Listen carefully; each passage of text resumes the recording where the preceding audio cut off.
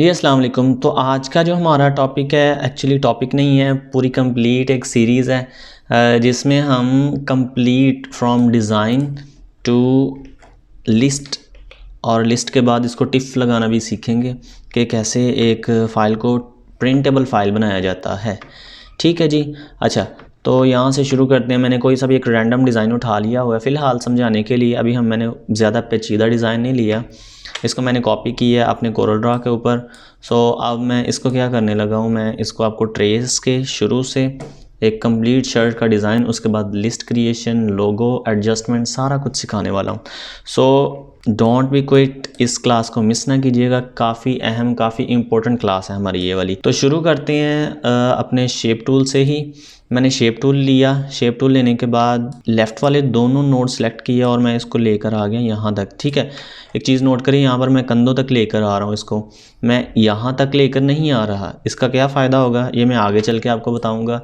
اسی طرح میں نے یہاں سے دونوں رائٹ نوڈز کو سلیکٹ کیا اور یہاں کندھے تک لا کر میں نے چھوڑ دیا۔ ٹھیک ہے جی، اسی طرح میں نے اوپر سے بھی اپر نوڈز کو سلیکشن کی ہے اور ان کو بھی نیچے لے کر آیا ہوں آلموسٹ یہاں تک لا کے میں نے چھوڑ دی ہے۔ اس کے بعد نیچے سے بھی ایسے ہی سمجھ آ گئی ہوگی آپ کو، چاروں کونوں سے میں نے اس کو، ٹھیک ہے اچھا جی، پک ٹول لیا دوبارہ میں نے۔ اب دوبارہ اس کا سائز کرنے لگا ہوں 22.5 بائی 31۔ ٹھیک ہے، کیونکہ یہ ہمارے پاس شرٹس کا سائز ہوتا ہے آلموسٹ 30 چلتا ہے، لیکن آپ 31 کر لو یا جیسے بھی آپ لوگوں کو ایڈجسٹمنٹ لگتی ہے۔ تو میں اس کا سائز کر رہا ہوں 22.5، ٹیب کا بٹن دبایا میں نے 31 کر دیا۔ ٹھیک ہے، یہاں سے آپ اس کی سائزنگ جو ہے وہ ایڈجسٹمنٹ کر سکتے ہو۔ یہ ہمارے پاس ایک ڈیزائن بن چکا ہوا ہے جس کی ہم نے اب ٹریسنگ کرنی ہے۔ تو اس میں بیسیکلی کچھ بھی نہیں ہے، ایک سمپل سا یہ لائنز ہے اور یہ ایک ریکٹینگل شیپ ہے جو تھوڑی سی ٹلٹ ہے، تو اس کو ہم فٹافٹ سے ڈرا کر لیتے ہیں بائی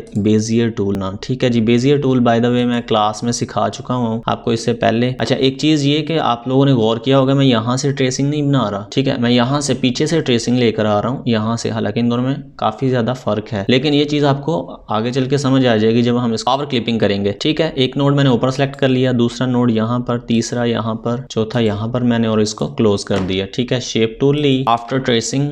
تو میں دیکھیں کلاس میں سکھا چکا ہوں پہلے سارا کچھ ہمارے پاس شیپ ٹول کے اوپر جتنے بھی ہمارے فنکشن ہیں ان سب کو میں پچھلی کلاسز میں سکھا چکا ہوں، آپ وہاں سے جا کے اس کو دیکھ لیجئے گا۔ میں یہاں پر تھوڑا سا جلدی میں چل رہا ہوں گا۔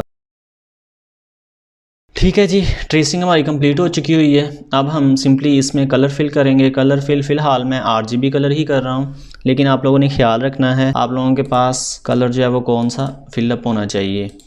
ٹھیک ہے، اکارڈنگ ٹو پرنٹ ڈیزائن، وہ بھی میں آپ کو بعد میں کریکشن کر کے سکھاتا ہوں، سمجھاتا ہوں۔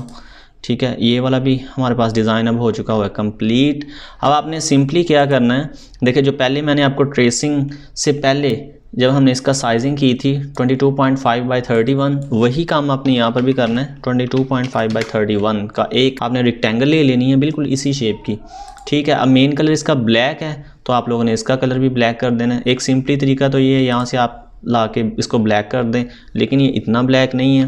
ٹھیک ہے جی، بائی دا وے میں جو بھی بٹن پریس کر رہا ہوں آپ لوگوں کو یہاں پر وہ کلکنگ میں آ رہا ہوگا، تو آپ یہاں سے دیکھ سکتے ہیں۔ ٹھیک ہے، ابھی دیکھیں میں کلر چینج کرنے کے لیے ایک تو میں نے یہاں سے لا کے سیدھا کلکنگ کی اور کلر چینج کر لیا، دوسرا یہ کہ میں F11 پریس کر رہا ہوں۔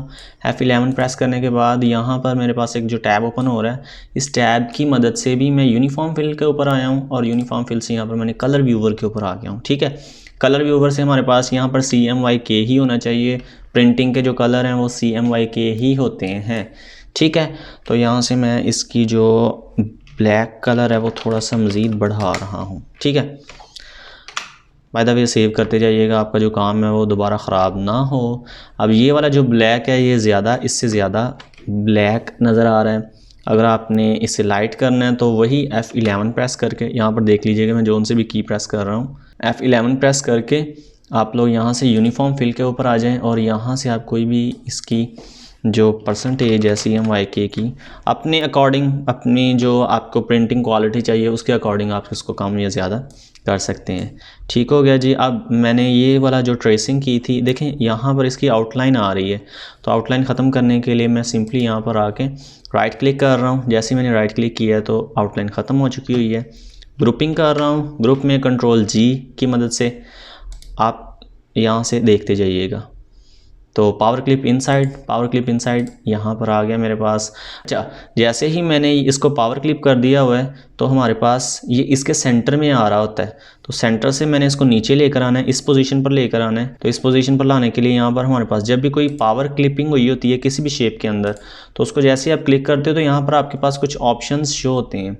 ان آپشنز کو اگر آپ لوگ دیکھو تو یہاں پر ایڈٹ کا آپشن بھی آ رہا ہوتا ہے. جیسے ہی آپ ایڈٹ کرتے ہو تو یہ آپ کے پاس وہ شیپ جو بنائی تھی. اب آپ لوگوں کو پتہ چل گیا ہوگا کیوں میں نے یہاں سے ٹریسنگ نہیں شروع کی تھی. ٹھیک ہے, یہاں سے بالکل پیچھے سے کی تھی تاکہ یہ والی جو میری شیپ ہے یہ والی جو ہے وہ ایکسٹرا نہ ہو. اوکے, اب اس کو نیچے لے کر آ رہا ہوں میں آلموسٹ یہاں پر. ٹھیک ہے جی, یہ ہو گیا ہمارا ڈیزائن آلموسٹ کمپلیٹ. اس کو سیو کیا, اب ہمیں اس کی ضرورت نہیں ہے, اس کو کر دیا میں نے ڈیلیٹ. اب ہم نے کیا کرنا ہے, ہم نے اس کو پیٹرن میں ایڈجسٹ کرنا ہے. تو جو نمبر 1 ٹاپک ہے ہمارا آج کی سیریز کا, اس کا ٹاپک نمبر 1 کمپلیٹ ہو چکا ہوا ہے. سب سے پہلے کہ آپ نے ڈیزائن بنا لیا ہوا ہے اور اس ڈیزائن کو کریٹ کیا ہے آپ نے ود اے سائز 22.5 by 31. ٹھیک ہے جی.